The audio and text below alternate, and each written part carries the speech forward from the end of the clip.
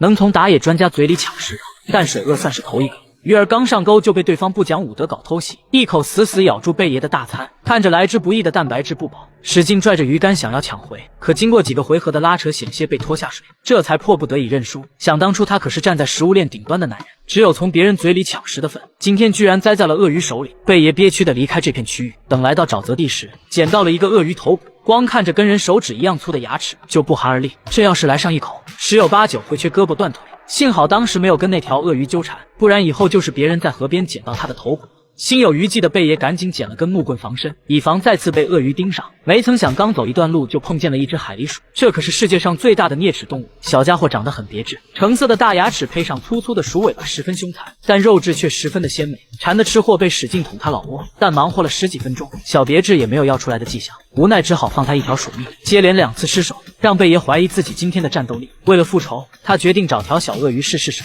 鳄鱼通常会埋伏在淤泥底下，感受到人迹后便会起身搞偷袭，所以贝爷采取了敌不动我不动的策略。直到听见微小的扑腾声，打野专家这才蹑手蹑脚的前进。看到3米外的小鳄鱼，心里乐开花，猎杀时刻到了。他小心地绕到鳄鱼侧面观察，这条小家伙大概有1米8长，不得不打起12分的精神对待。先用木棍小心地试探下，沼泽是鳄鱼的主场，面对人类小卡拉米，他根本不带怕的，龇牙咧嘴的警告：再靠近就吃了你。贝爷是真男人，永不退缩，快速绕到鳄鱼的视野盲区，一个飞扑骑到小家伙身上，死死按住他的嘴，然后掏出小刀送其领了盒饭。在上岸准备炭烤鳄鱼时，有一段露水居然漫过了脖子，肩扛60斤的大宝贝走起来非常困难。一回到岸上，贝爷就着手搭建庇护所，倒下的树很结实，可以当床架，将捡来的木头整齐铺好，再用附近的铁栏做一个保温床垫，以防夜间下雨打湿头发。还需要制作个棚顶，收集一些棕榈叶，经过简单的加工，漏风不漏雨的庇护所就大功告成。外出寻找生火材料的时候，远远的看见之前没抓到的海狸鼠，虽然它看起来很美味，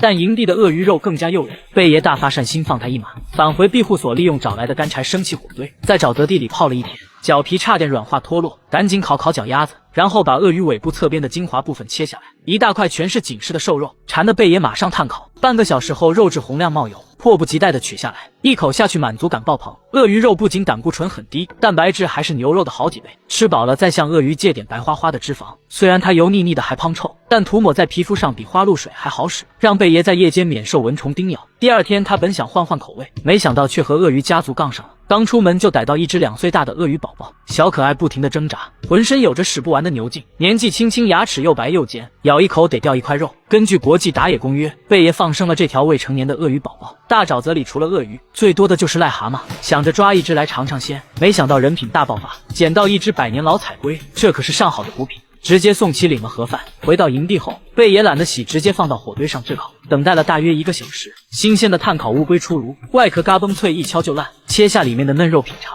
满口多汁，肥美鲜甜，香味直奔天灵盖，原汁原味。贝爷还嫌吃的不过瘾，再挤上一点野生的柠檬换口味。烤肉的香味加上柠檬的酸甜，只能用好家伙来形容。美美的饱餐一顿后，出发寻找水源解渴。但在沼泽地里，95%的水都呈酸性，不能饮用，所以他把目光放到了岸边的荠草，去掉吓人的外壳，里面的嫩心就是优质水源，一口下去清脆甘甜。馋的打野专家随身携带当小零食，跋涉10公里，在一片沼泽里遇到了蛋白质大餐。水里藏着一条凶猛的大蜥蜴，一旦咬到人绝不松口。在对弈的过程中，贝爷不敢有丝毫松懈，数十个回合下来，终于抓到了这个狂躁的小家伙。尖爪利齿，随便来一下都够喝一壶。为了保证自身安全，贝爷死死抓住尾巴，疯狂甩打到旁边的树干上，即便蜥蜴翻白眼已经嗝屁，他还是不放心，对准脑门来上一刀，这才收手。忙活半天，心满意足的带着战利品上岸。雨林和沼泽的危险不同，豺狼虎豹一个个都是老六，会在晚上偷偷潜伏，打你个措手不及。所以当务之急是找个地方点火烤肉，然后在天黑之前离开这里。贝爷发现不远处有条淡水湖，当即决定在岸边落脚。雨林里什么东西都是潮湿的，为了得到干燥的火种，找来了一根竹子，用小刀刮开湿润的表皮后，就得到了珍贵的火轮。这种竹屑一点就燃。接下来开始处理蛋白质大餐。小家伙一看就上了年纪，腹部的肉全部塌了下去，唯一可取的就是尾部，在上面切开一条缝，方便取肉，再把整条尾巴割下来放在火上炙烤。厚厚的老皮能保护里面的肉不烤焦。除了尾巴，新鲜的肝脏吃货贝也没浪费，中火烤至9分熟，就得到了小吃摊上5块钱一串的烤肝，粉糯有嚼劲，是补铁的最佳选择。吃完开胃菜，烤尾巴也好了，浅尝一口，贝爷给出极高的评价。这东西的肉跟他年纪一样，浑身上下都是硬邦邦的。在出发前，贝爷对靴子进行了改造，因为普通靴子不像雨林靴那样有小为了避免脚底板被泡烂，可以手动戳几个排水口来预防站好组。吃饱喝足，装了一壶清水，继续往前走。不出2米就遇到了香蕉树，太高够不着，那就整颗薅下来。没满月的小香蕉一掰嘎嘣脆，又苦又涩，口感不太好。在这密不透风的雨林里，贝爷意外找到了一处世外桃源，河水因为矿物质呈现出明亮的蓝色，他确定下面有好东西。摄影师拦都拦不住，扑通一下跳了进去，巡视一圈，发现好多鱼儿。刚吃完午餐，得搞点下午茶。